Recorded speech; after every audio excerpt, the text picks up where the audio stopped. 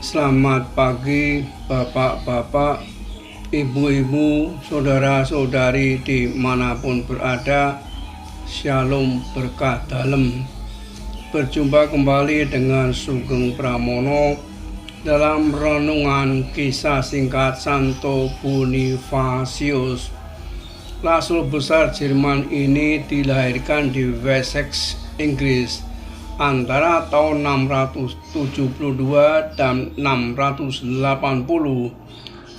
Ketika ia masih kecil, beberapa orang misionaris tinggal sementara waktu lamanya di rumahnya. Mereka menceritakan kepada Bonifasius segala sesuatu yang mereka lakukan. Para misionaris itu gembira serta semangat dalam mewartakan kabar gembira kepada orang banyak. Dalam hati, Bonifasius memutuskan bahwa kelak apabila dewasa ia pun akan seperti mereka. Ketika masih muda, ia belajar di sebuah sekolah biara Benediktin.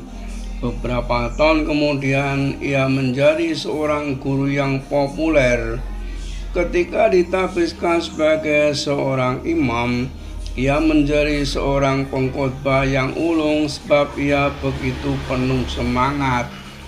Bonifasius ingin agar semua orang mempunyai kesempatan mengenal serta mengasihi Yesus dan gerejanya.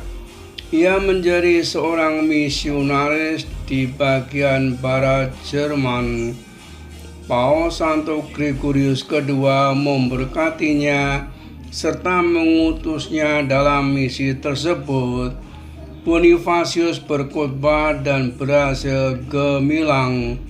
Ia seorang yang lemah lembut serta baik hati, seorang pemberani. Suatu ketika, untuk membuktikan bahwa berhala-berhala ateis itu tidak benar, ia melakukan sesuatu yang sangat berani.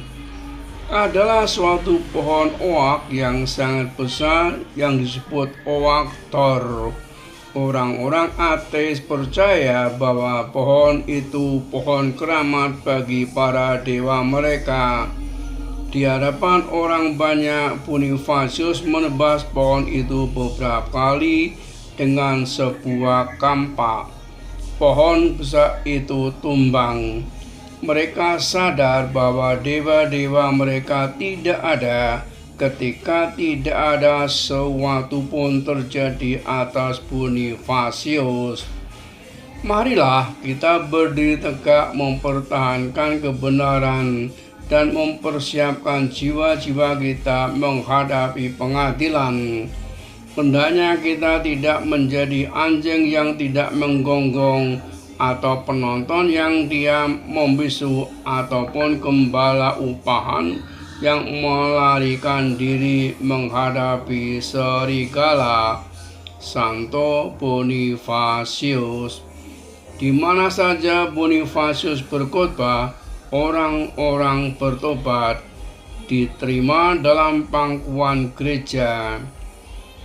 Sepanjang hidupnya, ia mempertobatkan sejumlah besar orang. Sebagai ganti patung-patung berhala, Bonifasius mendirikan gereja-gereja dan biara-biara. Tahun 732, Bapa Suci yang baru, Santo Gregorius III, mentabiskan Bonifasius sebagai uskup agung di Bavaria, yang sekarang merupakan wilayah negara Jerman.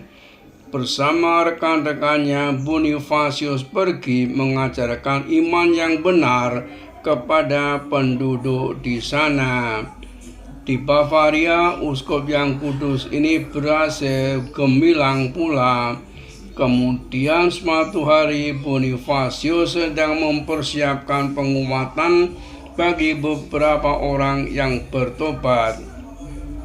Sekelompok prajurit yang ganas menyerang mereka.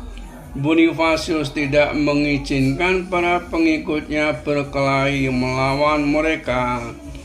Tuhan kita menghendaki agar kita membalas kejahatan dengan kebaikan. Katanya, telah tibalah hari yang telah lama ku nantikan. Percayalah kepada Tuhan dan Beliau akan menyelamatkan kita. Orang-orang barbar itu pun menyerang dan Bonifasius adalah orang pertama yang terbunuh. Ia wafat sebagai martir tanggal 5 Juni 754. Santo Bonifasius dimakamkan di sebuah biara terkenal yang didirikannya di Fulda, Jerman, seperti yang diinginkannya.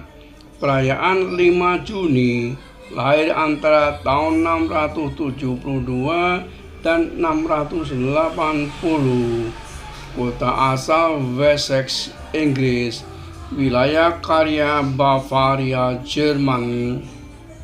Wafat sebagai martir, kepalanya dibelah dengan pedang tanggal 5 Juni 754 di Dokkum, Friesland, sekarang wilayah Belanda. Salam peradaban kasih, terpujilah Tuhan. Amin.